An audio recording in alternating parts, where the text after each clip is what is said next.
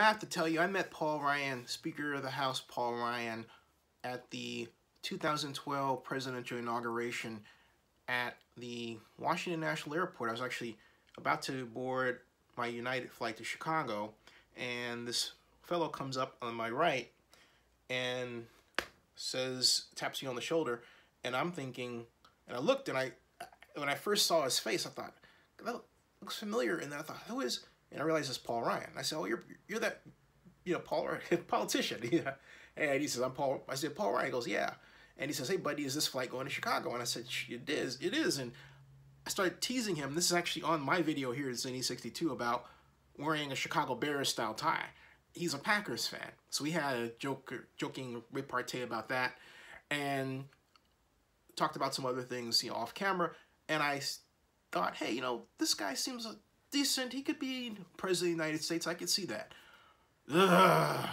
Now, I had made comments prior to meeting Paul Ryan, Speaker Ryan, that expressed dismay over his use of the term anchor babies. And then, of course, he had the staff photo, which had no people of color in it. I mean, nobody. It was like 40 or 50 people.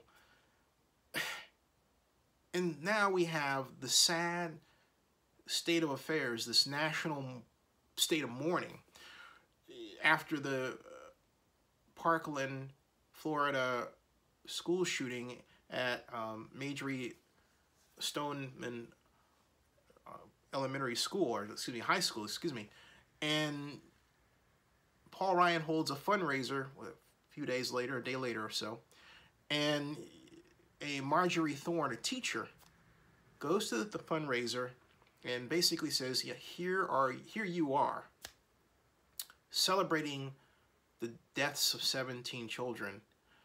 And he says, I don't want to talk about it, and has her and her group thrown out, as opposed to doing the right thing, which would have been to simply start a dialogue right then and there, use the opportunity in this social media environment to express his condolences for the families who've lost, and friends who lost, their loved ones.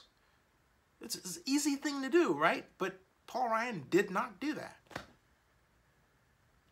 He needs to apologize. And we need, perhaps we're getting, a national cleansing of this idea that because a person is Republican or Democrat, they have to be at opposite ends of the spectrum regardless of the situation.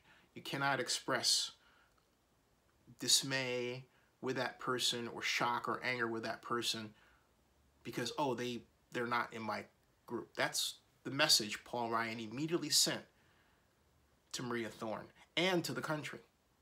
Because I've read about it, perhaps you've seen the headline or read about it. It's outrageous, that kind of behavior. Outrageous. We cannot descend as a country to a point where we're desensitized to mass shootings. And yet, Paul Ryan sends out a powerful message, as well as Donald Trump, that we're doing just that. We have to turn it around.